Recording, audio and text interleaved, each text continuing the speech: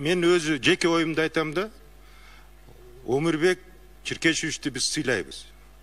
Ал чынында эле эң мыкты депутаттардын бири да Кыргызстандын жаңы тарыхында. Бирок Өмірбек Черкешевич биздин, мен ойлойм да, биз сыйлаган сайын бизди эч ойын албайт да. Ушундай бир кемчилиги байкап калдым. Өмірбек Черкешевич постоянно өзүнүн эле мнениясын айтып берет да. Рахмат. Эмне үчүн мен айтып коеюн, отурсаңыз, эмне үчүн? Мына азыр Конституциянын жаңы долбоорун иштеп атабыз. Биз дайыма айтабыз, келгиле, чогуу карайлы, чогуу чечели. Көрдүңүзбү, эмне деп баштап атат Өмірбек Черкешевич? Өмірбек Черкешевич баштап атат, Москвага биздин делегация барса, тарыхта болбогон Кыргызстандын мигранттары чыгып бойкотировать этти деп атат да. Мен айтам, булар заказной бойкотировать эткен. Зачем буну айтып? Бул заказнойлор чыгышты кече. Аны баарыбыз билебиз. А кандай кылышыбыз керек аны? Жашадык го 2010-жылы жазылган конституция менен. Жаман конституция деп айта албайм, бирок фактически бизге жакшы алып келген жок да эчтеке.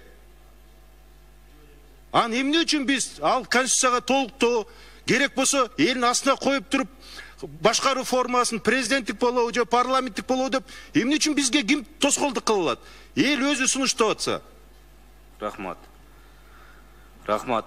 Урматтуу депутаттар, талкууга өтүп кетип атабыз. Чынай Колч. Процедурный 1 минут. Рыскел Чынович. Биринчи микрофон. Биринчи микрофон бергиле.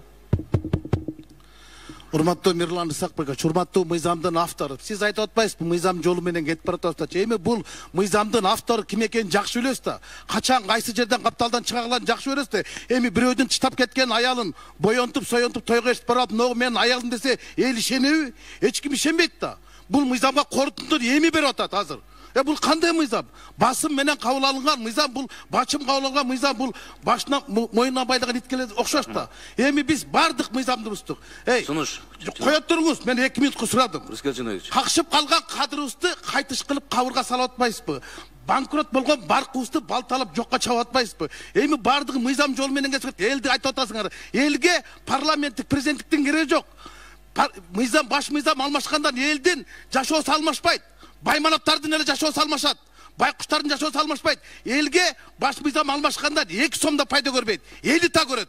Мына ушул жолго алып баратпайсыңарбы? Эми айтып атасыңар, бул заказной деп. Венециялык комиссия заказной бу. Венециялык комиссия азыркы 6-чакырылышта айтты. Силердин мөөнөтүңөр да жок, дөөлөтүңөр да жок. Силер никтосуңар деди. Анда биз эмне үчүн Венециялык комиссиянын корутундусун эске албайбыз? Эми ушунчалык эле шашабызбы? Биз бир эле Жапаровду сөздүн укпайыкпы?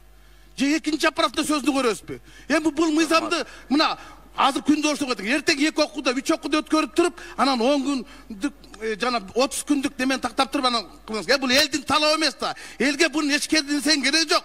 Элдин жашоосу өзгөрбөйт баш мыйзам өзгөргөндөн. Байларды гана жашоосу өзгөрөт. Байкуштар ошомойдон калат. Элге элитанын кереги жок. Эл эмнени санап атат? Эл акыйкат бийликти. Ага парламенттикпи, президенттикпи, акмышыкпы, карамышыкпы чычкан алса болду дегендей, элге адилет бийлик керек. Акылдуу парламент керек. Эси жок, меси жок, конституцияны жазып алдырып, эчтеке кыла албай отурбайыкпы? Эмне үчүн баш мыйзамды азыр жазып атат, а биякта болсо башкаруу формасын тандай албай атабыз? Ушунун кимге кереги бар? Бунун эч кимге кереги жок. Бүгүнкү мыйзамды кабыл алдык. Рахмат.